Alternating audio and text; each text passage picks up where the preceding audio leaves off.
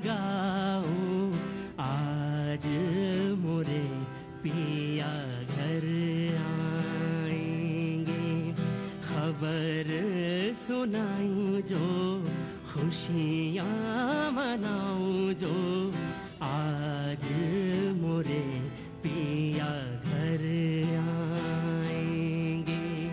आज मोरे पिया घर आएंगे। तेरी सखी मंगल गाओरी, धरती अंबर सजाओरी। तेरी सखी मंगल गाओरी, धरती अंबर सजाओरी। निकलेगी आज मोरे पी की सवारी। अरे कोई काजल लाओरी, मोहे काला टीका लगाओरी। अरे कोई काजल लाओरी, मोहे काला टीका लगाओरी।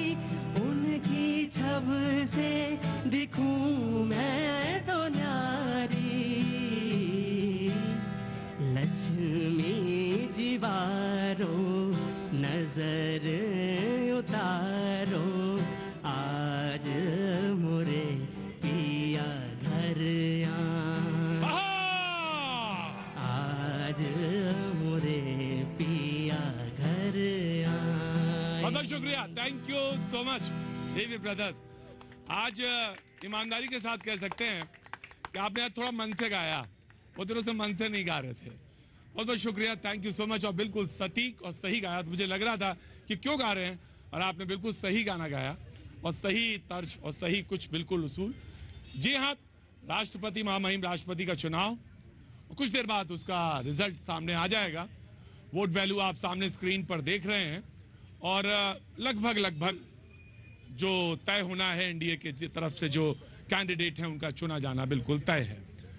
बातचीत का आज सिलसिला भी मैं जोड़ने जा रहा हूं आप तमाम सारे लोगों से, यहां से लेकर बहुत तमाम सारी जो आज देश भर में गतिविधियां हैं, देश भर में जो पॉलिटिकल स्फेयर में जो हो रहा है, और साथ साथ वो लोग जिनको अपना सोशल अफेयर, अपने रोजगार, बेरोजगारी, तमाम सारे मुद्दों पर जो बात कहनी है, तमाम सारे युवा यहां पे मौजूद रहते हैं।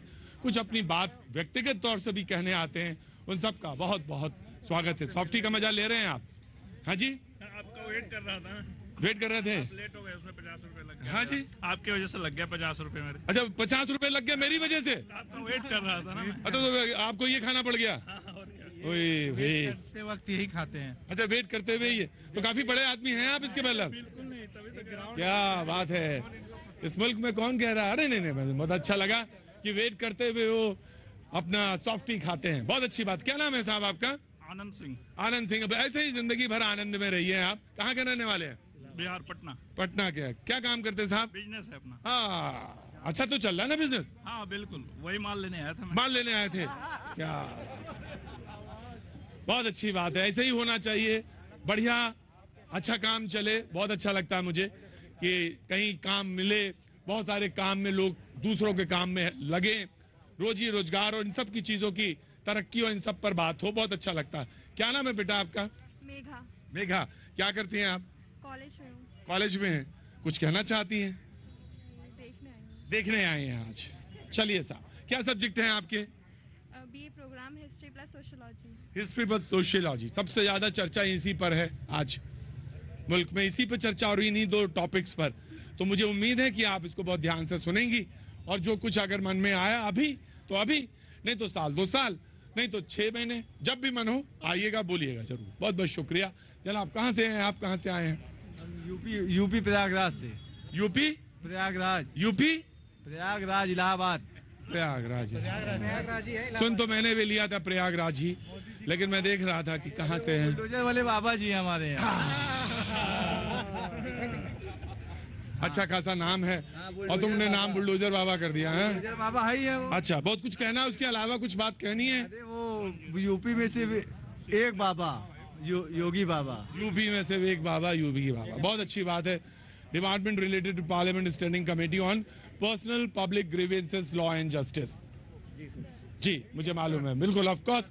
मैं आपकी तरफ ही मुखातिब हो रहा था, मैं आ रहा था। आप कहाँ से हैं? सर मैं दिल्ली से ही हूँ। जी क्या नाम है आपका? कनिष्का गोस्वामी। कनिष्का हाँ जी। गोस्वामी। हाँ जी। कुछ कहना चाहती, क्या काम कर रही हैं, क्या कुछ कहने आई हैं आज? सर अभी मैंने सोशल वर्क कंप्लीट किया, सोशल वर्क ऑनर्स DU से। अभी मैं मास्टर्स कर रही हूँ और मैं बिल्कुल कहने आई हूँ एक युवा होने के नाते और एक महिला होने के नाते। देखिए सर, अभी हमारे देश की जो स्थिति है वो बहुत ही ज्यादा दयनीय है। हम हाल फिलहाल में देखें जो महंगाई के आंकड़े जा चुके हैं, उन्होंने माताओं बहनों के चूल्हे बर्बाद कर दिए हैं। मोदी सरकार के कार्यकाल में इस कदर महंगाई बढ़ती जा रही है। यदि हम आंकड़ों को उठा के देखें तो 2014 से 2021 तक के आंकड़ों के अनुसार पेट्रोल सर 42% बढ़ चुका है, डीजल सर 37% बढ़ चुका है और अगर हम सिलेंडर की बात करें तो 116% बढ़ चुका है। और सर दुख तब होता है जब ये मोदी सरकार अपने महिला सशक्तिकरण का डंका पीटती है। आज से हमने कुछ समय पहले देखा कि मोदी सरकार ने अपना मंत्री बदलो अभियान चलाया था और नए मंत्री, जिसमें उन्होंने कहा था कि महिलाओं को हम सशक्त कर रहे हैं, इसलिए महिलाओं की संख्या ज्यादा रख रहे हैं। लेकिन जब देश में रेप की तादाद बढ़ती है, महिलाओं के साथ आपराधिक गतिविधियों की तादाद बढ़ती है, महंगाई बढ़ती है, तब ये मूकदर्शी महिला मंत्रिमंडल कहाँ चला जाता है, जिसका महिमा मंडन गोदी मीडिया आज से पहले कर रही थी। वो स्मृति ईरानी जी जो आज से कुछ साल पहले जब विपक्ष में थी, जब सिलेंडर के बढ़ते दामों को देख अपना माथा पीटकर विपक्षी दलों को श्राप देने पर उतारू हुई रहती थी, आज वो स्मृति ईरानी जी गायब है। क्या आज तो बन गया दिन आपका। मैंने सुना, मैंने, आपने सुना कि नहीं सुना? ये आवाज मेरी नहीं, आपकी नहीं, देश के आम नौजवान। बहुत अच्छी बात है। पब्लिक डोमेन में बातचीत का अपना एक मजा है, अपनी एक बातचीत का सिलसिला है। तमाम मेहमान मौजूद हैं, मैं आप स्वागत कर लेता हूं। ऑफकोर्स मैं आ रहा हूं, आप सर नीचे मत करिएगा। ऑफकोर्स मैं आप ही से कह रहा हूं, मैं आपके पास आ रहा हूं। पहले मेहमानों का तारुफ करा देता हूं। चारू प्रज्ञा बीजेपी का पक्ष रखने के लिए मौजूद हैं और ऑफकोर्स क्या नाम बताया आपने अपना? कनिष्का गोस्वामी का जवाब आप देंगी, जरूर देंगी। डॉक्टर अजय उपाध्याय कांग्रेस का पक्ष रखने के लिए मौजूद है, बहुत बहुत शुक्रिया डॉक्टर अजय। राघवेंद्र दुबे समाजवादी पार्टी का पक्ष रखने के लिए मौजूद है, बहुत बहुत शुक्रिया, thank you so much. Abhishek Kumar Yadav हमारे साथ मौजूद हैं आरजेडी से, बहुत बहुत शुक्रिया, thank you so much sir. Preeti Pandey आज बहुत दिनों के बाद फिर से एक बार हमारे साथ बीच में मौजूद हैं, बहुत बहुत शुक्रिया, थैंक यू सो मच। राजनीतिक विश्लेषक हैं राहुल लाल जी, पत्रकार हैं, आर्थिक विषयों के जानकार हैं, बहुत बहुत शुक्रिया, थैंक यू सो मच। और विशाल मिश्रा जी इतिहास के जानकार हैं और हमारे बीच में मौजूद हैं, बहुत बहुत शुक्रिया, थैंक यू सो मच। बातचीत का सिलसिला शुरू करते हैं। सबसे पहले प्रज्ञा जी, आप चारू प्रज्ञा, आप जी जवाब। मैं सवाल में सुन नहीं पाई थी। सवाल उन्होंने कहा कि आप मूक दर्शक बन जाती हैं, जब महिला मुद्दों की बात आती है तब मूक दर्शक बन जाती है। महंगाई चरम है लेकिन आपको दिखती नहीं है, तमाम इल्जाम है। अच्छा नहीं, अगर ये GST की तरफ इशारा है तो मैं सबसे पहले एक बात ना बड़ी सफाई के साथ कहना चाहती हूँ। पहली बात तो जो खुले में दाल चावल पनीर बिकता है उसके ऊपर कोई टैक्स तो है नहीं। ये ब्रांडेड चीजों के ऊपर टैक्स है जो मोदी जी ने बहुत पहले ही कहा था।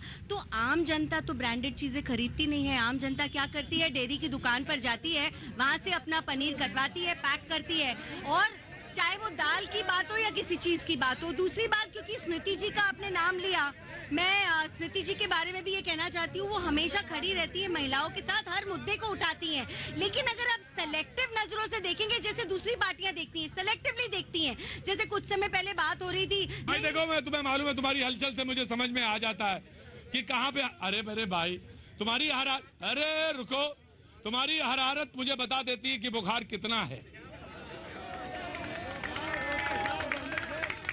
और अगर ये तुम्हारी हरारत मुझे बुखार न बता पाए तो ये माइक रख देना चाहिए, मुझे कोई और काम करना चाहिए। पानी पे चढ़ा रहे हो हमको, आप जैसे लोगों की जरूरत है। अब ले जाके छोड़ोगे वो इमली के पेड़ के ऊपर है। जानता हो कहाँ के रहने वाले हो तुम? महाराष्ट्र से हूँ सर। महाराष्ट्र का आदमी तो सच्चा आदमी होता है। बहुत बहुत शुक्रिया, थैंक यू सो मच। मुझे मालूम है गोस्वामी का जो सवाल है उन्होंने रखा, चारू प्रज्ञा बहस को आगे बढ़ाएंगी, प्रीति पांडे आगे बढ़ाएंगी। ऑफ कोर्स कांग्रेस के हैं। अब मैंने कहा कि महामहिम का चुनाव चल रहा है।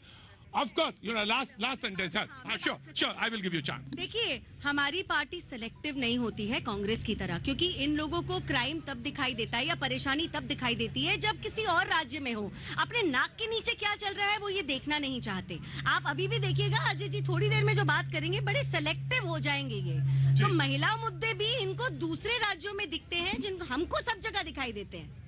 उत्तर प्रदेश में बिल्कुल बहन को उत्तर प्रदेश में, बिहार में, हिमाचल में, सभी राज्यों में दिखाई देता है, भाजपा के नेताओं को नहीं दिखाई देता है। अच्छी बात है, महिला है तो महिला अधिकारों पे बात करेंगे, लेकिन 2-3 बातें। आपने कहा कि आप मरीज का वो देख करके, पल्स देख करके आप समझ जाते हैं कि बीमारी क्या है। इस देश में क्या बीमारी है? हाँ, देश की बीमारी जरा देश की बीमारी बता रहे हैं कि सरकार है। मैं बताता हूँ, आपका ये है कि अरे भाई, आपके नेता को अगर ईडी ने बुला लिया तो इतनी परेशानी क्यों हो गई? अरे क्या बात, क्या अरे हाँ जी, हाँ जी, ये बात आपने बिल्कुल सही कही है। अरे भाई, उन्होंने पूछा बीमारी बताओ, तो मैंने कहा बता दिया। अरे भाई, अगर बुला लिया ईडी ने तो ऐसा क्या गुनाह हो गया? भाई पूछा ही तो। और of course just give me a second, अगर मैंने आपने कहा मुझे बताइए, मैंने छुआ और बता दिया तो देश की बीमारी नहीं बताई। देश की बीमारी देश की बीमारी बताई। Of course sir, you have a time, full time sir. देश में जिस तरह से आज ये नौजवान ने जो बोला, जिस तरह बेरोजगारी से लोग की कमर टूट रही है, जिस तरह महंगाई से आसमान महंगाई छू रही है, और उसके ऊपर जीएसटी का तड़का लगा दिया आपने, क्या मुरमुरे भी खाना अब मुश्किल हो जाएगा? ये हम लोग भूजा गांव में खाते हैं, भूजा भी खाना मुश्किल हो जाएगा? क्या दही और छाछ भी पीना अब मुश्किल इस देश में हो जाएगा? हम तो कहते हैं आपके सांस पर भी अब टैक्स लगेगा। लगना चाहिए भाई, सब पे टैक्स लगा देना, लेकिन एक पे टैक्स ना लगाना, हमारी और तुम्हारी मोहब्बत पर। नौजवान आदमी हूं मैं, बिल्कुल मोहब्बत पे टैक्स नहीं होना चाहिए। ऑफ कोर्स मैं आ रहा हूं, रुको रहो, चुपचाप, बड़े मोहब्बत वाले बनते हो, चुपचाप रहना, मोहब्बत पे टैक्स नहीं होता। प्रीति पे Pandey will respond and then I will come. मैं बीजेपी कांग्रेस से तो नहीं, एक चीज जरूर कहूंगी कि कोविड के बाद पूरे विश्व भर में कंट्रीज की हालत बहुत खराब है।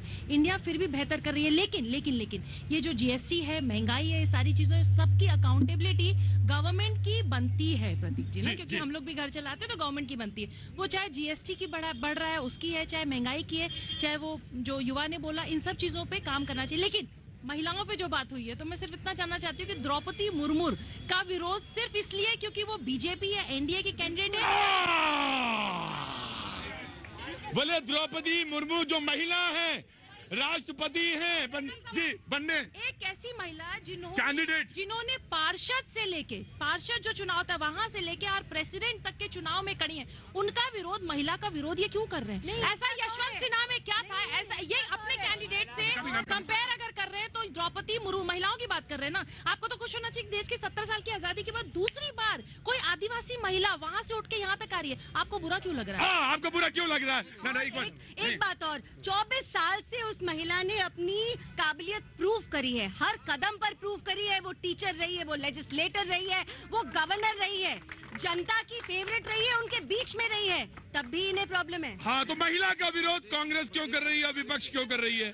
जी, अभी हमारी बहन प्रीति पांडे जी ने क्या कहा? हाँ। दूसरी महिला है, पहली महिला किसने बनाया था देश में? आपने। हाँ ना, पहली महिला। हाँ। और इस महिला जो मुर्मू जी अभी हैं, राष्ट्रपति बनने वाली हैं, अग्रिम शुभकामना मैं देता हूँ। हमें कोई आपत्ति नहीं है, ग्राउंड से आए और आगे बढ़े। लेकिन दिक्कत क्या है इस देश में, उन पर एक अलग तरह का एंगल बताया जाता है। आज उनकी योग्यता पर जो बात इन्होंने की है, यदि इसी योग्यता पर बात देश के प्रधानमंत्री जी और गृह मंत्री जी करते कि वो इसलिए राष्ट्रपति बनेंगे क्योंकि वो योग्य हैं, इसलिए नहीं कि हमको अपना डंका पीटना है और हमें उससे वोट की राजनीति करनी है। जश्न मनाने की बात कर रहे थे, इससे पहले कितने जश्न बने हैं राष्ट्रपति जब चुनाव जीते। राइट। देखिए, मैं कहना तो ये मुर्मू जी का कोई विरोध नहीं है, ये विचारधारा का विरोध है। और मुर्मू जी इतनी योग्य मंत्री भी रही हैं और राज्यपाल भी रही, क्या उनके यहाँ बिजली तक अभी लगी है? तो भाई इसलिए तो सवाल यही पूछा था कि महिला के नाम पर विरोध क्यों, तो महिला सशक्तिकरण पर सवाल पूछा था। सवाल अगर थोड़ा उधर चला गया तो तुम्हें विरोध नहीं करना चाहिए।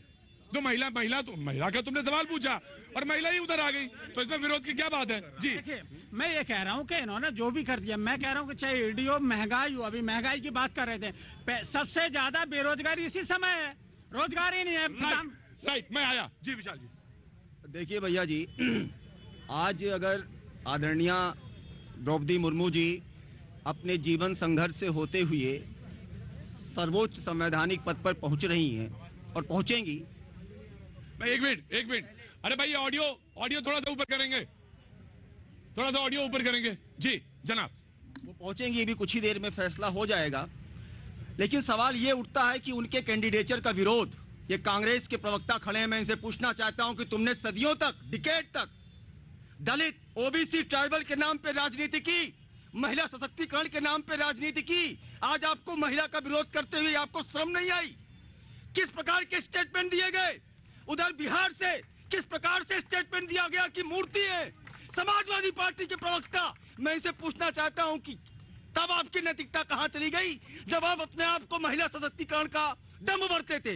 ये सब सूडो सेकुलर है, ये सूडो आइडियोलॉजिकल लेस है। सुनिएगा, और अभी जीएसटी की बात कर रहे थे, जरा देखना इनका डबल स्टैंडर्ड। जब जीएसटी की काउंसिल की मीटिंग हो रही थी जिसमें कांग्रेस शासित प्रदेश के भी लोग बैठे थे, अरे तो क्यों नहीं विरोध किया? क्या सरकार ने सभी विपक्षी दलों को बुलाया? जो पहले से मान्यता चलती आ रही है वो परंपरा को निभाया। उन्होंने विपक्षी दलों को बुला करके क्या एक राय की? नहीं की। इस सरकार का इतना दम है कि ये घमंड में कुछ भी कर दे।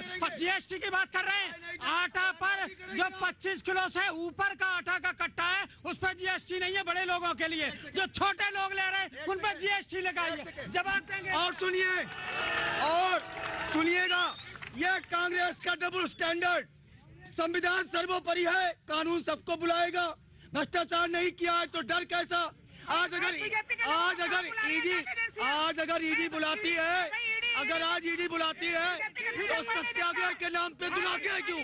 संसद के अंदर बैठते, बहस करते। आज इनके एमपी, आज इनके सीएम सड़क पर है। अरे संसद में बहस होती है,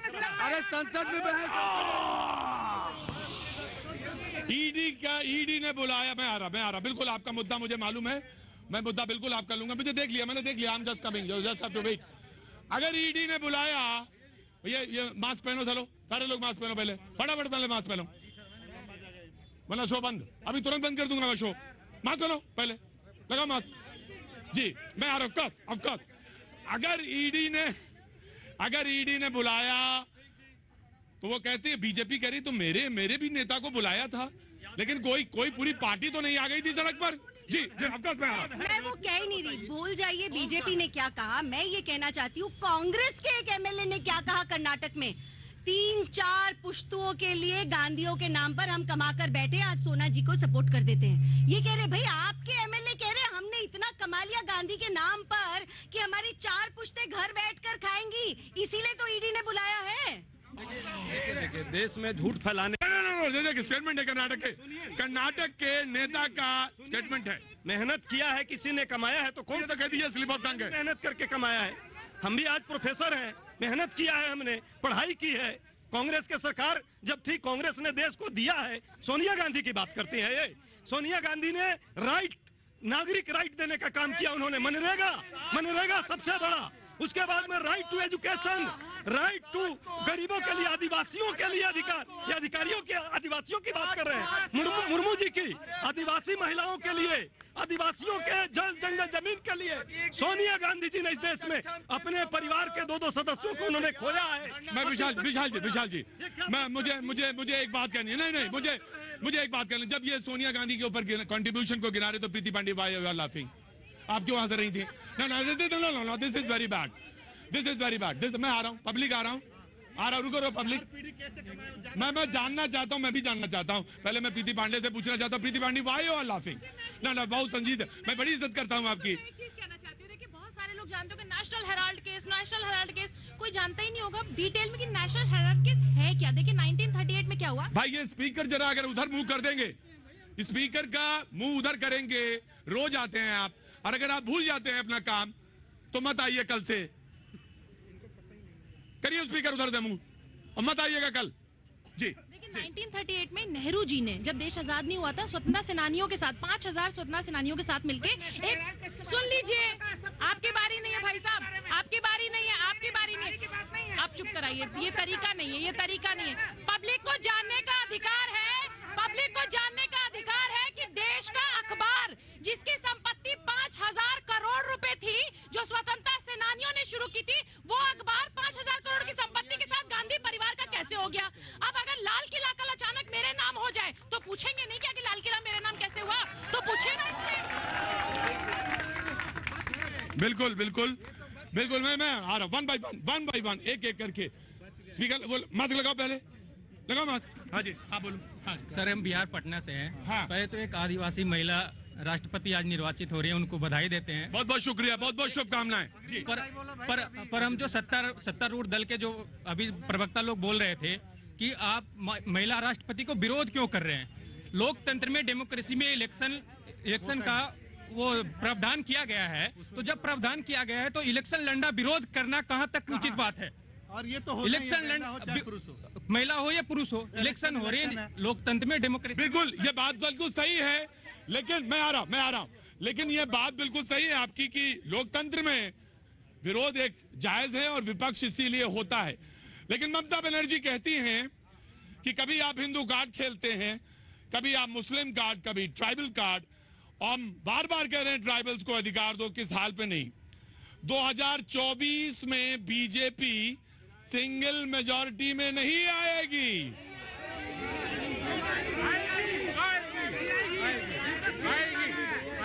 सर मैं बागपत से आया हूँ। हाँ जी, मैं यूपी बागपत से आया हूँ। बागपत से आए हो? बड़ा क्रांतिकारी जगह है वो। हमारे और जो तुम कहते थे वही होता है वहाँ। हमारे सांसद जी ने इतना विकास कर दिया, पहले बागपत से बड़ौद 15 किलोमीटर पड़ता है, 1 घंटे लगते थे, अब 10 मिनट में पहुंच जाते हैं। अच्छा सुनो भाई, तो राष्ट्रपति चुनाव में आगे वो कहती हैं जो तुम विरोध की बात कर रहे थे, लेकिन ये लोकतंत्र में मैं नहीं, ऑफ कोर्स वो राइट है, तुमने गलत नहीं बोला, मैं भी तुम्हारी बात से सहमत हूं, लेकिन जो मैं अब सेंटेंस पढ़ने जा रहा हूं वहां पे विरोध है। और विरोध ये कि राष्ट्रपति चुनाव के समय मैं चाहती, ममता बनर्जी कह रही है, अगर मैं चाहती तो बीजेपी के बहुत सारे वोट ले लेती। मेरे नेता को फोन करके कहते हैं कि वोट नहीं दोगे तो ईडी से पकड़वा देंगे। अब मैं दोनों से सवाल पूछ रहा हूं, one by one. Of course मैं आ रहा हूं जी। सर मैं बस इतना कहना चाहता हूँ। क्या नाम है आपका सर? अंकुर रघुवंशी। अंकुर रघुवंशी, क्या काम करते हैं आप? सर मैं प्राइवेट जॉब में काम करते हैं। बहुत बहुत शुभकामनाएं। पहले आप सवाल पूछे सर। वो लगाओ मेरा मास्क, और नहीं है तो या जाओ।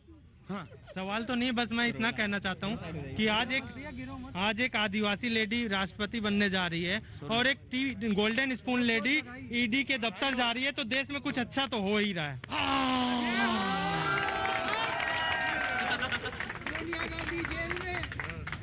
क्या कहा आपने?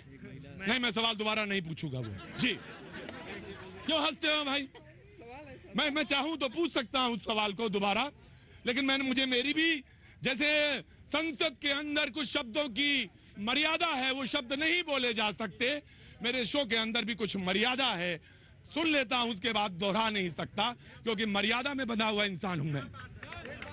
तो विपक्ष की भी उतनी ही इज्जत जितनी सत्ता पक्ष की। और अगर आप सुन लेते हैं, दोबारा दोहराते हैं, तो भैया मीडिया मलाई नहीं, बिल्कुल जी ना। देखिए 2-3 चीज की, आप राष्ट्रपति बना रहे हैं, महिला दलित राष्ट्रपति बन रही है, चलिए अच्छी बात है, मैं भी बधाई देता हूँ। विरोध क्यों करते हैं आप? देखिए आप, लेकिन इस नाम पे आप ये कह दीजिए कि दलितों का, भाई दलित के लिए तो उन्होंने सवाल किया कि अगर ईडी ने बुला लिया तो पूरा दिल्ली जाम कर देंगे आप, मुख्यमंत्री यहाँ आके बैठ जाएंगे। गंभीर सवाल है, मैं इसका उत्तर दे रहा हूँ। सबसे पहले फर्स्ट खंड पे आ जाओ, आदिवासी वाले मामले पे। वन अधिकार 2006, वो कानून कौन लेके आया था आदिवासियों के लिए? कांग्रेस लेके आई थी। आप यहाँ पे बना दीजिए प्रतीकात्मक तौर पे राष्ट्रपति, अच्छी बात है। दूसरी चीज आप यहाँ पे मैं कह रहा हूँ, सुन लीजिए आप अगर आदिवासियों के लिए रियल में आप रियल में काम नहीं करेंगे, संवैधानिक पद है, प्रतीकात्मक शब्द को वापस दें। ये राष्ट्रपति को सिंबॉलिक मानते हैं, ये इनकी मानसिकता देखिए। नहीं, सिंबॉलिज्म, मर्यादा में हूँ, मैं वापस। चलिए ठीक है, अगर आपको आपत्ति लग रहा है, मैं आपको भी आपत्तिजनक है वो आप देखिए। मैं एक चीज कहता हूँ, ये जो डिबेट होती है, क्या नाम है? मेरा नाम अंबिका है। अंबिका, यहाँ जो डिबेट होती है वो इतनी कभी उस पर कंट्रोल नहीं रहता और शब्द निकल जाते हैं। और आने से पहले मैं 40 बार अपने देवी देवताओं का हाथ जोड़ के आता हूँ कि कोई शब्द गलत नहीं निकलना चाहिए मुझसे। तो वो होता इसलिए नहीं है क्योंकि मैं जैसा सोचता हूँ, जो मैं जैसा सोचता हूँ मैं वैसा ही बोलता हूँ, इसलिए कोई गलती नहीं होती। Right sir, now you please complete. खंड में आ रहा हूँ, जो आपका सवाल है कि आखिर अगर वो ईडी में जा रही है सोनिया गांधी, तो इतना क्यों बवाल हो रहा है? देखिए, अगर ईडी, सीबीआई, इनकम टैक्स, इनका विपक्ष और सत्ता पक्ष के प्रति अगर बराबर का व्यवहार हो, तब तो फिर किसी को आपत्ति नहीं हो, लेकिन चुन चुन के केवल विपक्ष को निशाना बनाना यह आपत्तिजनक चीज है। आप ये बताइए, जितिन प्रसाद के ओएसडी को हटा दिया जाता है। आप ये बताइए, जितिन प्रसाद के ओएसडी को हटाया जाता है भ्रष्टाचार के ट्रांसफर के मामलों में। आप कल्पना कीजिए कि अगर जितिन प्रसाद अगर कांग्रेस में होता आज भी अगर, और यही आरोप लग रहा होता, तो क्या ये एजेंसियां इसी रूप में काम में कर रही होती? राहुल जी, कोई बात नहीं, आप इधर ही आ गए थे ना। चलिए आइए, जय हो। शब्द अच्छे बोले, इसीलिए ये प्रणाम करके आते हैं जमीन को, कि शब्द अच्छा बोले, संतुलित बोले, बैलेंस बोले, गलत ना बोले, क्योंकि अगर गलत बोला तो भैया जी ने बल के आया ना भूत। मैं बहुत ज्यादा देर युवा को ना तो खड़ा कर सकता हूं और ना ही ज्यादा देर आपकी निराशा को देख सकता हूं। आपकी आंखें मुझे बता रही हैं कि आएंगे तो आइए, नहीं आना है तो जाइए। इस देश में जो चल रहा है वो चलता रहे, बहस चढ़ाते रहिए हिंदू मुसलमान की। मेरी बात सुनना चाहते हैं तो आप आइए मेरे पास, मुझे मालूम है। मैं क्षमा मांगता हूं, लेकिन मैं आपके पास आता हूं। एक बार फिर से नाम जानना चाहता हूं आपका। मेरा नाम अंबिका है। अंबिका कहां से हैं आप? मैं कर्नाटक से हूँ। कर्नाटक से। Please sir, just give me a second, few seconds. जी, मैं सुन लिया बेटा सुन लिया मैंने। तुम्हारी दिक्कत मुझे मालूम है, तुम फुटपाथ पे सो रहे हो। तुम्हारी दिक्कत मुझे मालूम है, तुम फुटपाथ पे सो रहे हो। ये वो लोग हैं जो भविष्य बनाते हैं। ये कोई एग्जाम के लिए आए हुए हैं, मुझे पता लग रहा है। तो इनका सवाल सुनने दो मुझे। तो ये भविष्य है हमारे मुल्क के, ये सवाल, इनका सवाल सुन ले, फिर मैं आपके पास। तो आप फुटपाथ पे सो रहे हैं, आपकी नौकरी चली गई, आपका प्राइवेट जॉब था, मैं समझ गया। जी, सरकारी था, कैजुअल थे। जी, हाँ? तुम नहीं हंसते थे? रात में बता दे रहा, जिन्न बन के आऊंगा। जी, प्लीज। जी, हम इधर आए हैं, हम यूपीएससी के छात्रा हैं। यूपीएससी एस्पिरेंट्स हैं, जो आईएएस के एग्जाम होता है, उसमें हम एग्जाम लिखने आए थे इधर। मतलब हम तैयारी करते हैं, एक साल तक का तैयारी करके उसके बाद लिखते हैं। ये आईएएस और पीसीएस की जो एस्पिरेंट्स हैं, जो एग्जाम करने वाले लोग हैं। हाँ जी। अब ये कोविड महामारी के दौरान 2 साल जो। अब अंदर आइए, प्लीज अंदर आइए। Ambika, please come, please welcome.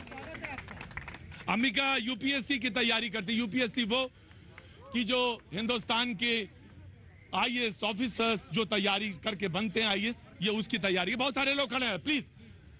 जी, अंबिका कर्नाटक से हैं। प्लीज सुन लीजिए, मेरी बात सुन लीजिए। वो देख रही हैं, घरवाली आपकी देख रही हैं। आप बहुत हैंडसम लग रहे हैं, सलमान खान लग रहे हैं। हाँ, तो फिर मैं बाहर वाली को कहा क्या आपने? प्लीज। हमारे और भी साथियां हैं इधर। वेलकम। सारे लोगों का मैं स्वागत करता हूं, जो भी लोग आए यूपीएससी के, जो भी यूपीएससी के एस्पिरेंट्स हैं। Thank you so much. जी, आ जाओ, प्लीज कम। मैं आपका सवाल सुनने के बाद ही ब्रेक लूंगा। जी, आपका नाम? सर, आई एम राशि सिंह। राशि, आप कहाँ से हैं? सर, मैं वैसे बरेली यूपी से हूँ, हाँ, बट यहाँ पे अभी यूपीएससी की एग्जाम की तैयारी करें। जी, नाउ योर प्रॉब्लम। क्या हुआ है कि कोविड के दौरान 2 साल एग्जाम कंडक्ट हुए हैं, लेकिन उसमें जो छात्राएं हैं वो काम भी करते। कुछ ऐसे लोग हैं जो, जैसे हमें अस्पताल में जाके काम करते करते एग्जाम लिखना था। हमें 24 घंटे हम डॉक्टर का काम जो होता है, आपने देखा होगा, 24 घंटे हमने काम की।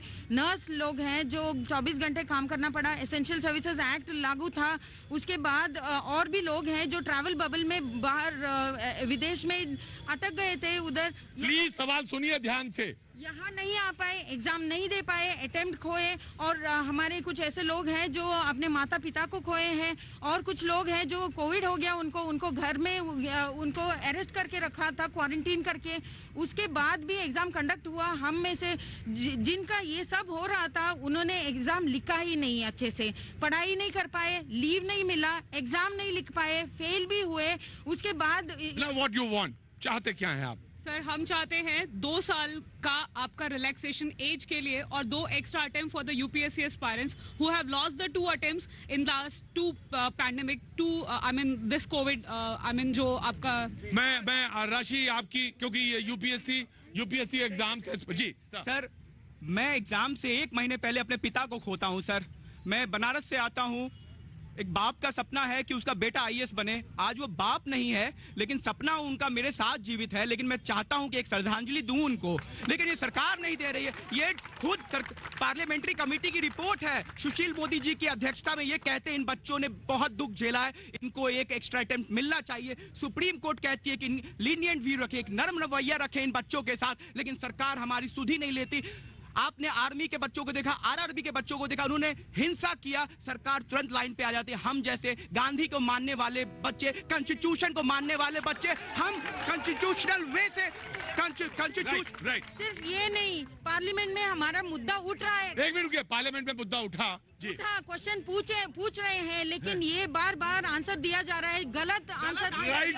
राइट सर, मुझे मालूम है sir, please have a lenient view sir. मुझे मालूम है कि ये बहुत गंभीर और बेहद संवेदनशील मुद्दा है। अग्निवीर का जब आप कंसिडरेशन कर रहे थे तो आपने एज में रिलैक्सेशन दिया था।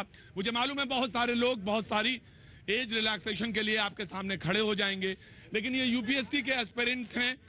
मुझे मालूम है कोई ना कोई आप हल निकाल सकते हैं। पार्लियामेंट में सवाल पूछा गया है, कमेटी की रिपोर्ट्स हैं, सुप्रीम कोर्ट का अपना ऑब्जर्वेशन है। प्लीज कंसीडर करें जी। बीजेपी के लीडर्स हैं इधर, हम इनसे पूछना चाहते हैं कि पार्लियामेंट में आके गलत क्यों बोल रहे हैं। हम हारे नहीं सुप्रीम कोर्ट में, हम केस हारे नहीं है, हमने सिर्फ केस हारे नहीं है। हम वहाँ आके बार बार ये बताया जाता है कि ये हारे हैं नहीं। इन लोगों ने सुप्रीम कोर्ट में जाके गलत बोला कि डिस्क्रिप्शन नहीं है। ये दूसरा लास्ट केस है, लास्ट। राइट। मैं पूरा पॉइंट पूरा समझ। Just give me a second. मैं एक बात कहना चाहता हूं, आपको पूरा मसला मालूम है और पूरी चीज बाकी सारे लोगों को भी समझ में आ गई। मुझे मालूम है ब्रेक पॉइंट है, लेकिन मैं इतना कहना चाहता हूं, लीनिएंट व्यू रखिए, कोई ना कोई रास्ता जरूर निकालिए। वक्त थोड़ा सा ब्रेक के बाद सखी मंगल गौरी धरती अंबर सजाओ।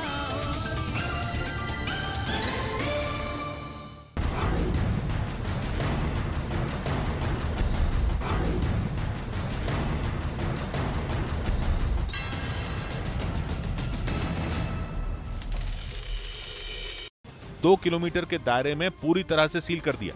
इसके साथ ही बीएसएफ को भी अलर्ट कर दिया गया। उधर दूसरी तरफ मकान में छिपे मनप्रीत और जगरूप ने फायरिंग जारी रखी। इस बीच पुलिस की एक टीम उस मकान की छत पर पहुंच गई जहां से दोनों आरोपी फायरिंग कर रहे थे। क्योंकि सुबह शुरू हुई मुठभेड़ को करीब 6 घंटे हो चुके थे और पंजाब पुलिस जल्द से जल्द इस ऑपरेशन को खत्म करना चाहती थी और इसीलिए पुलिस की एक बड़ी टीम को उस मकान तक भेजा गया। वहां पहुंचने के बाद पुलिस वाले मकान की छत पर चढ़ गए। पंजाब पुलिस के मुताबिक इसके बाद ही मनप्रीत मन्नू और जगरूप रूपा को मार गिराने में कामयाबी मिली। 2 बंदे, एक मनु, दूसरा रूप, दोनों की इस एक्सचेंज ऑफ फायर में मौत हुई है। दोनों आरोपियों को ढेर करने के बाद पुलिस ने मकान के उस कमरे से एक AK-47 राइफल बरामद की जहां मनप्रीत मन्नू और जगरूप रूपा छिपे थे। इसके साथ ही उस कमरे से एक पिस्तौल और एक बैग भी बरामद किया गया। पुलिस के मुताबिक इस मुठभेड़ में 3 पुलिस वाले घायल भी हुए और मुठभेड़ खत्म होने के बाद पंजाब पुलिस के डीजीपी गौरव यादव भी मौके पर पहुंचे और उन्होंने पुलिस वालों की पीठ थपथपाई। क्योंकि सिद्धू मूसेवाला की हत्या के 52 दिन बाद पुलिस ने उन आरोपियों को ढेर करने का दावा किया जो पंजाब में ही रहकर पुलिस को चकमा दे रहे थे। और कुछ दिनों पहले ही एक ऐसी तस्वीर भी सामने आई थी। ये तस्वीर पंजाब के मोगा की बताई गई थी जो वहां के एक इलाके में लगे सीसीटीवी कैमरे में रिकॉर्ड हुई थी। तस्वीर 21 जून की थी जिसमें 2 लोग मोटरसाइकिल पर बैठकर जाते दिखाई दिए थे। दावा किया गया था कि वो दोनों मनप्रीत मन्नू और जगरूप रूपा ही थे, यानी मूसेवाला की हत्या के 24 दिन बाद तक दोनों पंजाब में छिपे थे। 21 जून की तस्वीरें सामने आने के बाद पुलिस के सूत्रों ने बताया था कि मोगा से दोनों तरन तारण की तरफ भाग गए थे और अब 52 दिन बीतने के बाद सिद्धू मूसेवाला की हत्या के दोनों आरोपियों को पंजाब के अमृतसर के एक गांव में मार गिराया गया। और माना जा रहा है कि इसमें भी पुलिस के लिए बड़ी कामयाबी लॉरेंस बिश्नोई के बेहद करीबी मनप्रीत सिंह मन्नू को ढेर करना है। क्योंकि मनप्रीत सिंह मन्नू ही वो चेहरा थे जिसके बारे में कुछ रोज पहले दिल्ली पुलिस के सूत्रों से एक चौंकाने वाली जानकारी सामने आई थी और वो ये कि मनप्रीत सिंह मन्नू ही वो शूटर था जिसने 29 मई को सिद्धू मूसेवाला पर पहली गोली चलाई थी। हालांकि दिल्ली पुलिस के सूत्रों के मुताबिक हत्याकांड के वक्त वहां कुल 6 शूटर मौजूद थे, लेकिन शूटर मनप्रीत सिंह मन्नू ने सिद्धू मूसेवाला को पहली गोली मारी थी। पुलिस के मुताबिक मनप्रीत सिंह मन्नू को पहली गोली चलाने के लिए इसलिए कहा गया क्योंकि वो लॉरेंस बिश्नोई और गोल्डी बराड़ का सबसे वफादार और सबसे खतरनाक शूटर था। इस बीच पश्चिमी मीडिया ने दावा किया कि तुर्की के राष्ट्रपति रेजेप तायिप एर्दोगान ने रूस के राष्ट्रपति पुतिन से 2020 में हुई बेइज्जती का बदला ले लिया। पुतिन और एर्दोगान ने ईरान की राजधानी तेहरान में मुलाकात की, लेकिन इस मुलाकात से पहले पुतिन के साथ ऐसा कुछ हुआ जो उन्होंने सपने में भी नहीं सोचा होगा। यूक्रेन पर हमला करने के बाद करीब 5 महीने से पुतिन अमेरिका, ब्रिटेन और यूरोप के कई देशों के सामने सीना तान कर खड़े हैं। कड़े आर्थिक प्रतिबंध और धमकियां भी उन्हें झुका नहीं पाई। उन्होंने अमेरिका जैसे शक्तिशाली देश को भी उसी की भाषा में कई बार जवाब दिया, लेकिन तेहरान में तुर्की के राष्ट्रपति हमेशा वीकेसी ट्रेडमार्क चिन्ह की जांच कीजिए। वीकेसी प्राइड। चुनाव के दूसरे चरण के मतगणना तक द्रौपदी मुर्मू को बड़ी बढ़त। दिल्ली में मुर्मू के घर की सुरक्षा बढ़ाई गई। यशवंत सिन्हा को लग सकता है झटका। दिल्ली से ओडिशा तक जश्न का माहौल। सिंगर मूसेवाला हत्याकांड में पंजाब पुलिस को बड़ी कामयाबी। एनकाउंटर में लॉरेंस बिश्नोई का खास शूटर मनप्रीत समेत 2 बदमाश ढेर, AK-47 समेत भारी मात्रा में विस्फोटक बरामद। पहले जो गैंगस्टर थे उनका कोई ना कोई आका होता था, लेकिन अब किसी गैंगस्टर का कोई आका नहीं है मेरी सरकार में।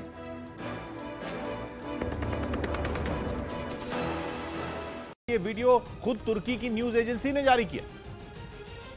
मतलब ये कि इस वीडियो को जारी करके तुर्की ने यह दिखाने की कोशिश की कि उनके राष्ट्रपति ने अपने अपमान का बदला ले लिया, क्योंकि सिर्फ 20 या 30 सेकंड नहीं बल्कि पुतिन ने करीब 50 सेकंड तक एर्दोआन का इंतजार किया और इसके बाद जब एर्दोआन वहां पहुंचे तो पुतिन उनसे मुस्कुरा कर मिले। हालांकि कहा जा रहा है कि उनकी उस मुस्कान में तल्खी दिखाई दी। इस पूरी घटना को पश्चिमी मीडिया ने एर्दोआन का बदला बताया। असल में साल 2020 में एर्दोआन सीरिया के मुद्दे पर ही पुतिन के साथ चर्चा करने मॉस्को गए थे, लेकिन पुतिन ने उस वक्त मॉस्को में एर्दोआन के साथ जैसा व्यवहार किया था उसने पूरी दुनिया को हैरान कर दिया था, क्योंकि पुतिन के देश में मेहमान बनकर पहुंचे एर्दोआन को करीब 2 मिनट तक उनसे मिलने के लिए इंतजार करना पड़ा था। जिस कमरे में दोनों की मुलाकात होनी थी, एर्दोआन अपने अधिकारियों के साथ उसके बाहर ही एक हॉल में रुके रहे। काफी देर तक इंतजार करने के बाद एर्दोआन वहां बनी एक बेंच पर बैठ गए थे और करीब 2 मिनट के बाद उन्हें उस कमरे में जाने दिया गया था जहां पुतिन उनसे मिलने के लिए खड़े थे। 2020 का वो वीडियो वायरल हो गया था और कहा जा रहा है कि एर्दोआन ने तेहरान में मुलाकात के दौरान पुतिन को इंतजार करवा के अपने उसी अपमान का बदला लिया। हिमाचल प्रदेश के किन्नौर में भी बादल फटने से चारों तरफ तबाही मच गई। जिस जगह बादल फटा वो जगह भारत और तिब्बत की सीमा के नजदीक है। वहां कुदरत की मार का अंदाजा इसी बात से लगाया जा सकता है कि राज्य के मुख्यमंत्री जयराम ठाकुर ने प्रशासन को राहत बचाव के काम में तेजी लाने के निर्देश दे दिए, क्योंकि बादल फटने के बाद पहाड़ खिसकने की घटनाएं बढ़ गईं। कई जगहों पर पहाड़ों से सड़क पर मलबे के साथ पत्थर गिरने शुरू हो गए। 1 या 2 जगहों पर यह मंजर देखने को नहीं मिला, बल्कि कई जगहों पर लैंडस्लाइड ने लोगों की चिंता बढ़ा दी, क्योंकि उनमें कुछ जगह तो ऐसी रहीं जहां लगातार पहाड़ों से छोटे बड़े पत्थरों के साथ मिट्टी गिरती दिखी। इन हालात में उन रास्तों से गुजरना खतरनाक हो गया, क्योंकि बादल भी लगातार बरसते रहे। आसमान से बरस रहे पानी ने थमने का नाम नहीं लिया। सिर्फ इतना ही नहीं, वहां नाले भी उफान पर आ गए और आसपास के गांवों में मौजूद मकानों में भी पानी घुस गया। हालात ऐसे बन गए कि कुछ मकान तो उस पानी में डूब तक गए। सड़कें पानी से लबालब भरी दिखी। जहां तक नजर गई वहां तक दिखा कि पानी ने अपने पैर पसार रखे हैं। बादल फटने के बाद हुई मूसलाधार बारिश से सड़कों को भारी नुकसान पहुंचा। जगह जगह से सड़कें टूट गईं और पानी ने लोगों के घरों के अंदर जमकर कोहराम मचाया। खेतों में भी पानी भर गया और फसलें बर्बाद हो गई। इन हालात में लोग पानी से पार पाने की जद्दोजहद में जुटे दिखे, लेकिन बादल फटने के बाद हुई बारिश ने तबाही मचाने में कोई कसर नहीं छोड़ी। हालांकि गनीमत यह रही कि इस दौरान सब सुरक्षित रहे। उधर जम्मू कश्मीर के डोडा जिले में बादल फटने और जमीन खिसकने से लोगों की मुश्किलें काफी बढ़ गईं। कई इलाकों में तो बाढ़ जैसे हालात बन गए और लैंडस्लाइड के बाद ज्यादातर हिस्सों में पानी के साथ मलबा बहता नजर आया। कुछ इलाकों में तो पानी के तेज बहाव को देखकर ऐसा लगा मानो कोई नदी सड़क पर उतर आई हो। बादल फटने और जोरदार बारिश के बाद कई घरों को नुकसान पहुंचा। 7 ऐसे घर जो कम्प्लीटली वॉश हुए हैं, जिनके अभी छत के ऊपर से मलबा चल रहा है। बारिश के बाद बादल फटने से नालों में आए उफान ने लोगों की मुसीबत को दुगना कर दिया। कई हिस्सों में सड़कें बह गईं और पहाड़ों का मलबा इधर उधर जमा हो गया, जिसके बाद कुछ जगहों पर ट्रैफिक रोकना पड़ा। सड़कों के बह जाने की वजह से स्कूल जाने वाले बच्चों की मुश्किलें भी बढ़ गईं। स्कूल जाने के लिए कई बच्चे जान जोखिम में डालकर नाले को पार करते दिखाई दिए। वहीं लगातार हो रही बारिश को देखते हुए प्रशासन ने लैंडस्लाइड की चेतावनी जारी कर लोगों से घरों में रहने की अपील की। इस बीच तेलंगाना के सीएम चंद्रशेखर राव के बयान के बाद अमरनाथ यात्रा के दौरान बादल फटने की घटना पर बहस छिड़ गई।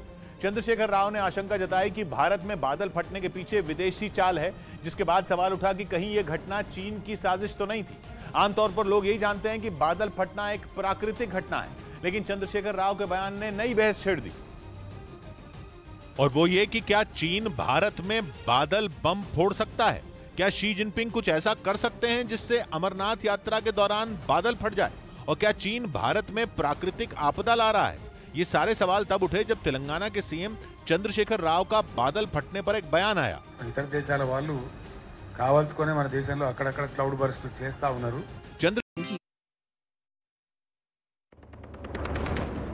नेशनल हेरल्ड केस में ईडी ने सोनिया गांधी से की पूछताछ। 25 जुलाई को फिर पूछताछ संभव। विरोध में कांग्रेस का देश भर में प्रदर्शन। कांग्रेस बीजेपी का एक दूसरे पर वार पलटवार।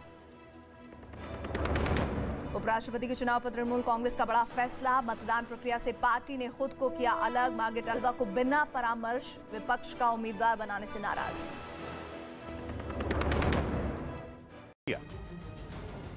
क्योंकि तेलंगाना के भद्राचलम पहुंचे केसीआर ने खुलकर इस ओर इशारा किया और कश्मीर, लद्दाख और उत्तराखंड में बादल फटने की घटनाओं को विदेशी साजिश का हिस्सा बता दिया। గతంలో ఒకసారి కశ్మీర్ దగ్గర లద్దాఖ్లో లేహ్లో చేశారు, ఆ తర్వాత ఉత్తరాఖండ్లో చేశారు. ఈ మధ్య గోదావరి పరివాహక ప్రాంతం మీద కూడా చేస్తున్నారని మనకు ఒక గ్లూమీగా వచ్చినటువంటి సమాచారం. तेलंगाना के गोदावरी नदी के आसपास के इलाकों में बादल फटने से जबरदस्त तबाही हुई है, जिसे वहां के सीएम विदेशी षड्यंत्र मान रहे हैं। वैसे ये पहली बार नहीं है जब भारत में क्लाउड बर्स्ट का कनेक्शन चीन से जोड़ा जा रहा है। पिछले साल चमोली में आई बाढ़ के पीछे भी चीन का हाथ होने का शक था। कहा जा रहा था कि चीन ने वेव साउंड का इस्तेमाल करके बारिश करवाई थी। ये प्रयोग फायदेमंद होने के साथ साथ खतरनाक भी हो सकता है। हालांकि चीन बार बार ये कहता रहा है कि वो इस तकनीक को केवल अपने देश में इस्तेमाल कर रहा है। लेकिन सवाल ये कि क्या चीन पर भरोसा किया जा सकता है, क्योंकि चीन कहता कुछ है और करता कुछ, और यही है डरने वाली बात। क्योंकि अगर चीन कृत्रिम बारिश करवाने के प्रयोग में सफल रहा तो वो जहां चाहेगा वहां भारी बारिश करा सकेगा। वैसी तबाही जैसी 9 साल पहले उत्तराखंड में हुई थी, वो तस्वीरें आज भी याद करके रूह कांप उठती है। वहां केदारनाथ और आसपास के इलाकों में बादल फटने के बाद पहाड़ों पर मौत का तांडव हुआ था। हजारों लोग काल के मुंह में समा गए थे। तो क्या तेलंगाना के सीएम कहना चाहते हैं कि चीन भारत में फिर से केदारनाथ जैसी कहानी दोहराने की प्लानिंग कर रहा है? और क्या अमरनाथ यात्रा के दौरान हुआ हादसा उसकी इसी प्लानिंग का हिस्सा है? वैसे मौसम वैज्ञानिक केसीआर की इस बात से सहमत नहीं है और उनका मानना है कि क्लाउड बर्स्ट कराना करीब करीब नामुमकिन है। इस तरह का इतनी हैवी रेन नहीं करा सकता। जो है कि हाँ, जहाँ पे बादल हैं उस जगह पर आर्टिफिशियल रेन कराई जा सकती है। मौसम वैज्ञानिकों का एक तर्क ये भी है कि क्लाउड सीडिंग या आर्टिफिशियल रेन कराना काफी खर्चीला होता है, जिसके लिए बादलों के छोटे से हिस्से पर केमिकल का छिड़काव किया जाता है, जिससे पानी की बूंदें भारी होकर नीचे गिरती हैं। लेकिन क्लाउड बर्स्ट के लिए बहुत बड़ा बादल चाहिए और उसके ऊपर जाकर केमिकल छिड़कना होगा। यानी भारत में क्लाउड बर्स्ट कराने के लिए चीन को हमारे इलाके में आकर बादलों के ऊपर छिड़काव करना होगा। लेकिन इसके विरोध में एक तर्क ये भी दिया जा रहा है कि पिछले कुछ साल में बादल फटने की ज्यादातर घटनाएं भारत और चीन के बॉर्डर वाले इलाकों में ही हुई हैं। सीमा के इलाकों में जमकर बाढ़ भी आई है। यानी केसीआर के बयान ने बहस का मुद्दा तो दे दिया, क्योंकि कहा जा रहा है कि क्लाउड सीडिंग से बादल फटने की घटना हो सकती है। वैसे ये तकनीक नई नहीं है, इसका इस्तेमाल सालों से होता आ रहा है।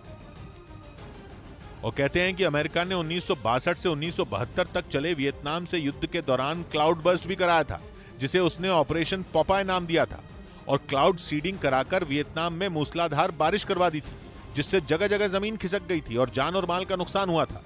तो क्या चीन भी अमेरिका की तरह बादल बम बना रहा है? इसका कोई सबूत तो नहीं है, लेकिन ये तो सबको पता है कि वो अपने यहाँ नकली बारिश करवाता रहता है।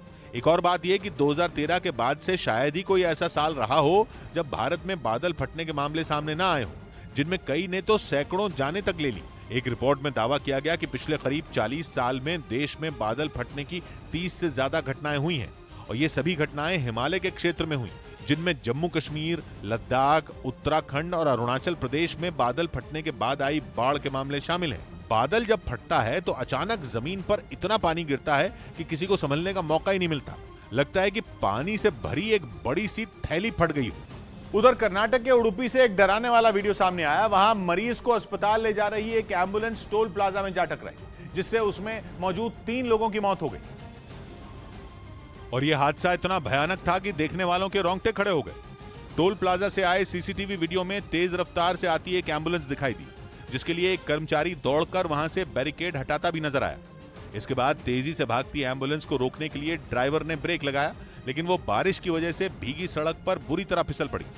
वीडियो में दिखा कि खौफनाक रफ्तार से भागती एम्बुलेंस जैसे ही टोल प्लाजा के केबिन से टकराई, उसमें मौजूद मरीज और उसके घरवाले उछलकर बाहर गिर पड़े।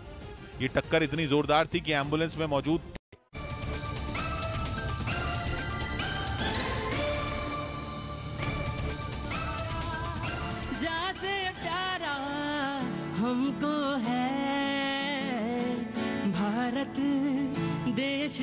हमारा जान से प्यारा हमको है, इसमें रहने वाले भारतवासी एक है।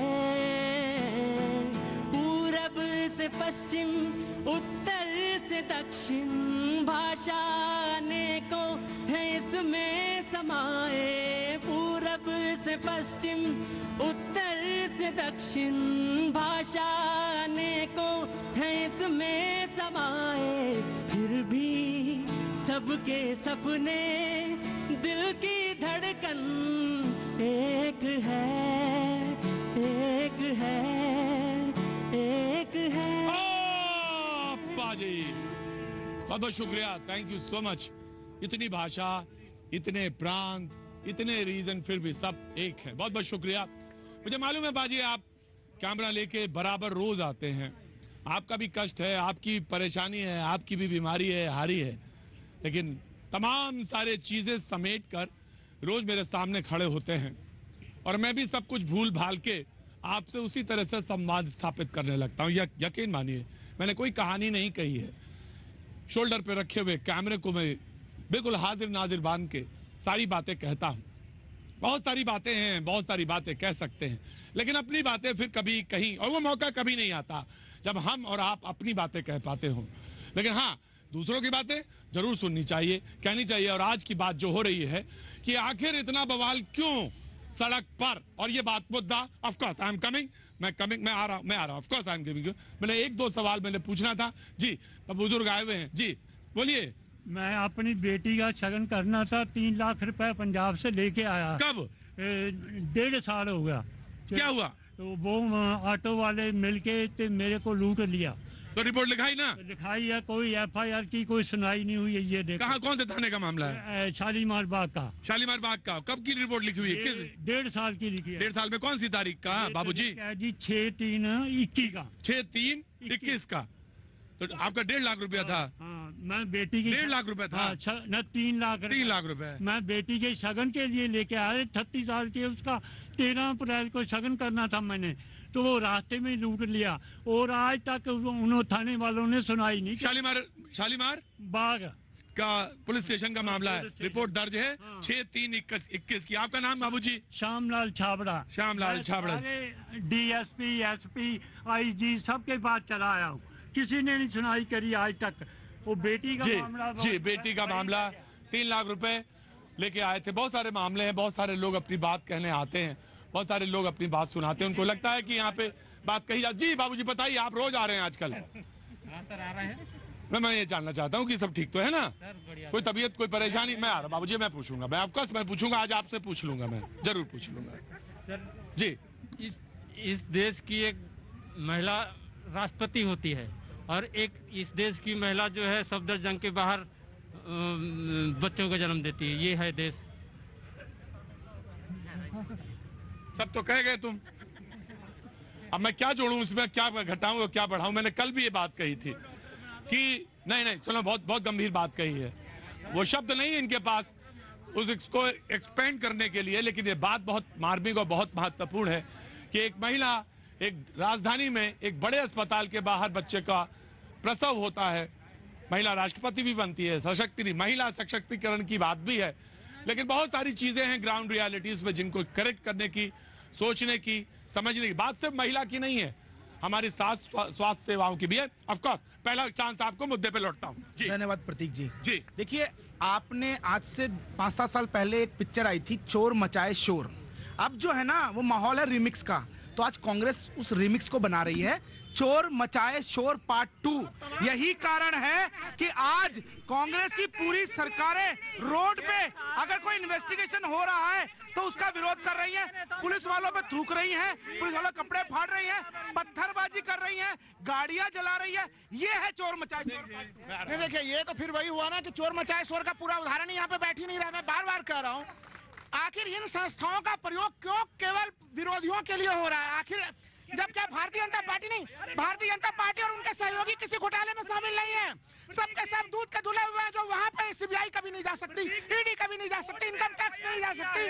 भाई कोर्ट ने तो बैठक, मैंने तो पहले भी कहा, और अपने उत्तर प्रदेश सरकार को देखिए प्रतीक जी, यहाँ पर भारतीय जनता पार्टी और कांग्रेस के अंदर किस प्रकार की विचारधारा मतभिन्नता है। माननीय प्रधानमंत्री जी के समय में पूरी की पूरी सरकार लगी हुई थी, सारी एजेंसीज लगी हुई थी उनको कलंकित करने के लिए, लेकिन माननीय प्रधानमंत्री जी 20 साल की तपस्या के बाद बिल्कुल निर्विरोध निकला आए। आज कोर्ट की एफआईआर के बाद जब कोर्ट ने कहा कि 420 केस बनता है, 90 करोड़ रुपया देकर 2000 करोड़ रुपए की परिसंपत्ति आप रख लोगे, उसकी टैकिंग हो रही है। बहुत बहुत धन्यवाद, आप बहुत देर बाद आए, मेरे हटिएगा मत एक मिनट। मतलब देखिए बहुत देर बाद आया हूँ मैं, एक मिनट हटिएगा नहीं, मैं दोस्त हूँ आपका। मुद्दा ये था आदिवासी महिला को क्यों बनाया गया और क्या बनाया। हाँ, आप तो फेवर में हैं। फेवर पूरा सम्मान करते हैं, वो माँ सबरी के वंशज की महिला है, हम लोग उनका पूरा सम्मान करते हैं। फिर विरोध काहे का? विरोध नहीं है, विरोध है विचारधारा का। सुनिए सुनिए एक मिनट भाई साहब, विशाल जी प्लीज, मैं बोला नहीं आपके मामले में।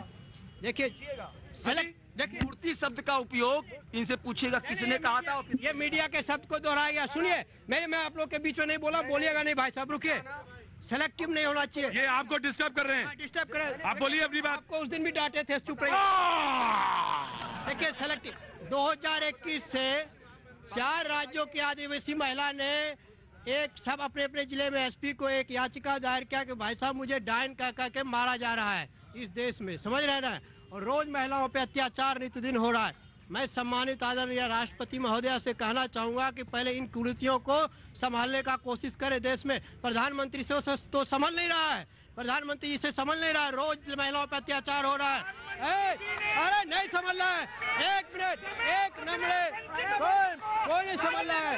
ये न्यायपालिका, कार्यपालिका और जो वित्तीय अनियमितता इस देश में आ रही है, ये चाहते थे कि 70 साल से दबा कुचला वंचित शोषित वर्ग उस पर नेतृत्व न मिले। प्रधानमंत्री जी नेतृत्व दे रहे थे।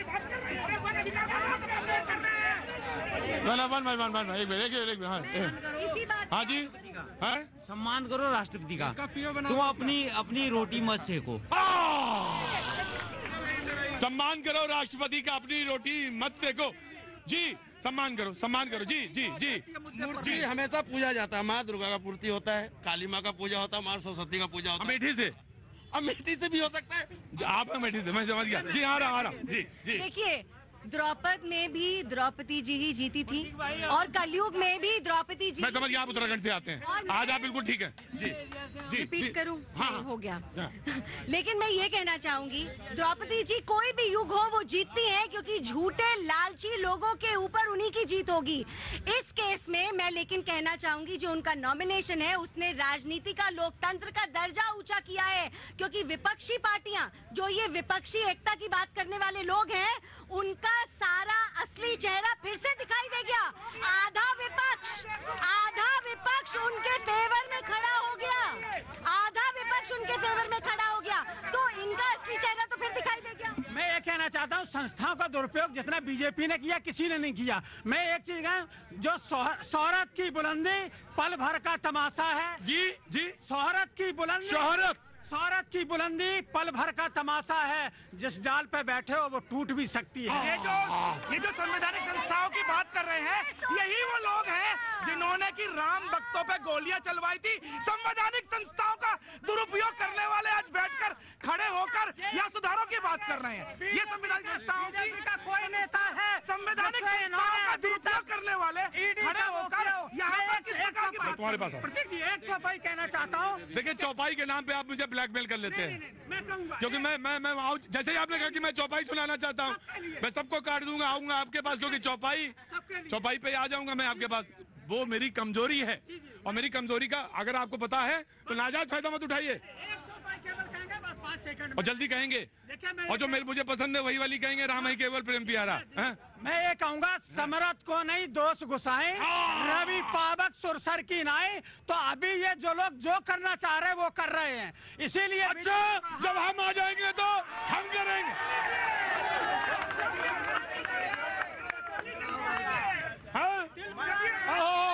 राम भक्तों पे गोली चलवाएंगे, दोबारा मस्जिद बनवाएंगे, अरे ये आएंगे तो यही करेंगे।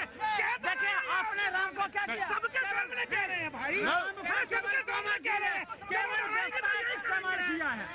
राम इनके दिल में नहीं है, राम इनके दिल में नहीं है। इन्होंने राम का दस्तावेजीकरण करके भक्तों के हत्यारे करेंगे, राम इनके दिल में नहीं है।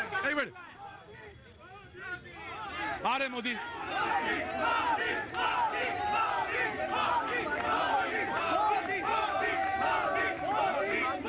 एक मिनट, तुम गलत करोगे तो भगाऊंगा, भगा दूं, बहुत बुरी तरह भगाऊंगा फिर। चुप रहो, एक मिनट रुको, एक मिनट रुको, गोल गोल ये लोग प्लीज एक मिनट रुको। हाँ, मैं मोदी जिंदाबाद। एक मिनट रुको। हाँ जी, ईडी तो जानना चाहती है, लेकिन देश की जनता भी जानना चाहती है कि जो नेशनल हेराल्ड केस में एजेएल कंपनी थी, 90 करोड़ रुपए, 90 करोड़ का लोन, भाई सुन लीजिए भाई साहब, नेशनल हेराल्ड। एक मिनट रुकिए भाई, एक मिनट रुको, रुको भाई। लोन 90 करोड़ का लोन माँ बेटे ने 50 लाख में कैसे सेटल किया, ये तो बता दीजिए। देखिए, एक तो ये झूठ फैलाने वाले लोग हैं, पुलिस इनकी, गोली इनकी, लाठी इनकी और दुष्प्रचार की गोली इनकी। ये सही बोला, दुष्प्रचार की 50 लाख रुपए में शेयर आए। बता रहा हूँ, ये एजीएल जो है, एजीएल को कांग्रेस पार्टी ने 90 करोड़ रुपया दिया। राष्ट्रीय स्वतंत्रता आंदोलन के पेपर है, क्या उस पेपर को नहीं बचाना चाहिए? आप जैसे पत्रकारों को यदि उसमें सैलरी मिल रही हो तो नहीं मिल रहा है। एक मिनट, देश के बहुत बड़े वकील हैं सुब्रमण्यम स्वामी जी, जिनके तर्क और वितर्क के सामने सत्ता भी और विपक्ष भी दोनों नहीं खड़ा हो पाता। उन्होंने ये आरोप लगाया है कि अरे भैया, सुब्रमण्यम स्वामी से बड़े वकील हम लोग नहीं है। कौन है? उन्होंने केस किया। ये देखिए, कांग्रेस वाले पूछते हैं सुब्रमण्यम स्वामी कौन है, उन्होंने तो आपकी पोल खोली है, उन्होंने तो बताया है कि मैं बताता हूँ, मैं आपको बताता हूँ। देखिए, मैं बिल्कुल, मैं आप ही से सुनूंगा, मैं आपसे 1900। देखिए, ऐसा है, जब चोरी कर रहे थे ना सारे गांधी, तब इन्हें आपत्ति नहीं हुई, तब देश नहीं जलाया। जब इस चोरी के ऊपर इंक्वायरी शुरू हुई, अरे आपके नेता बोल रहे हैं, आपके नेता बोल रहे हैं 4 पुश्तों का कमा कर बैठे हैं। 2000 करोड़ की संपत्ति, 2000 करोड़ की संपत्ति, सारे के सारे बेल में बाहर देश चला रहे। आज ये देश चला रहे, पुलिस वालों को मार रहे। इसमें 76% शेयर माँ बेटे के, बता दो कैसे है भाई साहब? ये दोनों महिला शक्ति है, इनका सम्मान करते हैं, लेकिन देश की 75 साल की बुजुर्ग महिला जो अस्वस्थ है, उनके साथ जिस तरह से लोग आज व्यवहार कर रहे हैं, सत्य की प्रतीक सोनिया गांधी है। और जहां तक बात है, 1 रुपया, सिंगल रुपया यदि उस एजीएल से या यंग इंडिया से गांधी परिवार या कांग्रेस का एक करता लिया हो, तो मैं यहाँ सरेआम आपको बोलता हूँ, मुझे हथकड़ी लगा देना, हथकड़ी लगा देना। बात है, जब बेरोजगारी पर बात हो रही है, जब जीएसटी पर बात हो रही है, जब कोविड पर बात, कुप्रबंधन पर बात हो रही है, जब युवाओं के रोजगार पे बात हो रही है, तो इन्हें गांधी परिवार याद आ रहा है। आइए इस पर बात की। मैं तो बहुत शांति से, बहुत विनम्रता से ये पूछना चाहता हूँ, मुझे तो ये बता दीजिए गणित कि जिस कंपनी के पास 2000 करोड़ रुपए की परिसंपत्तियां हो, आप 90 करोड़ रुपए उसको दे रहे हैं, तो वो कैसे आपका लोन वापस नहीं करेगी? मुझे इतना उत्तर दे दीजिए कि अमित शाह जी के बेटे का 80 गुना कैसे बढ़ गया था, जाए बताएंगे? कौन सा वो क्रिकेट कंट्रोल बोर्ड के हैं? कहाँ, कब क्रिकेट खेला था? 2000 करोड़ की परिसंपत्तियां 90 करोड़ में 2000 करोड़ की प्रॉपर्टी आपने कैसे ले ली? ये किस प्रकार का? सारे लोग लगातार। जी जी जी जी जी नहीं, पहले मेरा ना उनसे सवाल मेरा ये सवाल है, ये जैसे ये केस ना मैंने पढ़ा हुआ है, हेरल्ड केस जो चल रहा है अभी, मैंने पढ़ा हुआ है। मैं ये कह रहा हूँ, प्लीज, मैं कुछ नहीं बोल रहा, आपको जो करना है आप करिए, मेरे 5 लाख रुपए लीजिए, उन्हें भी 800 करोड़ बना दीजिए, बस। जी जनाब। देखिए, ये बोल रहे हैं कि वो 75 साल की महिला है, तो अगर 75 क्या 85 साल की महिला हो तो क्या उसको छोड़ दिया जाएगा? पहली बात। दूसरी बात, जब ये इनिशियल इसकी रिपोर्टिंग हुई थी केस की, तब अदालत में जज ने सोनिया गांधी को पानी का गिलास देने से इनकार कर दिया था और बैठने के लिए कुर्सी देने से इनकार कर दिया था कि ये मेन एक्यूज है करके। क्या नाम है आपका? मेरा नाम अजय यादव है। अजय जी कहाँ से रहने वाले हैं? यूपी से हूँ, आगरा से। जी, तो आप हल्ला बहुत मचाते हैं। सर, मैं हल्ला नहीं मचाता, बहुत मचाते हैं, बहुत मचाते हैं। सर, मैं सिर्फ इतना कहना चाह रहा हूँ, आप सवाल क्वेश्चन करने का सवाल है, वो आज बीजेपी से है। बिल्कुल, सुनिए मेरी बात सुनिए। यादव जी सवाल पूछिए, मैं माइक नहीं हटाऊंगा, लेकिन जो मैंने कहा, उम्र में बड़ा हूँ और यहाँ पे जितनी उम्र है आपसे उतने सालों से यहाँ पे काम कर रहा हूँ। विनम्रता के साथ सवाल पूछिए। मैं सिर्फ इतना कहना चाह रहा हूं कि आज हम जो सवाल पूछ रहे हैं वो कांग्रेस को पूछ रहे हैं। अगर कांग्रेस सरकार अच्छी नहीं थी, हमने उसको हटा दिया।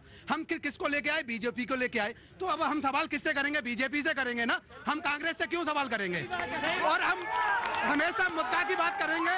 हम अभी बात हो रही थी, जस्ट हो रहा था राम मंदिर। किसका राम है? हमारे सबके राम है। चाहे कोई भी हो, किसका राम नहीं है? चाहे वह बीजेपी का है, चाहे समाजवादी पार्टी का है, हर एक का राम है। देखिए, आप भारतीय जनता पार्टी से सवाल करिए, बिल्कुल करिए, लेकिन ये भी सवाल करिए ना कि आखिर जो ईडी बुला रही है, बेल पर हैं, तो किस बात का दिक्कत है भाई? जाइए जवाब दीजिए। नहीं, जाइए जवाब दीजिए, कानून का पालन करिए, उसमें क्या दिक्कत है? एजेंसी के दुरुपयोग के सवाल पे इतना क्यों बुरा लग रहा है भारतीय जनता पार्टी को? और मैं कह दूं, सोनिया गांधी को बुला के ना केवल कांग्रेस एकजुट हुई है, पूरा विपक्ष एकजुट हुआ। और अगर सोनिया जी को बुलाया जा रहा है क्वेश्चनिंग के लिए, तो आपको देश जलाने की जरूरत पड़ रही है?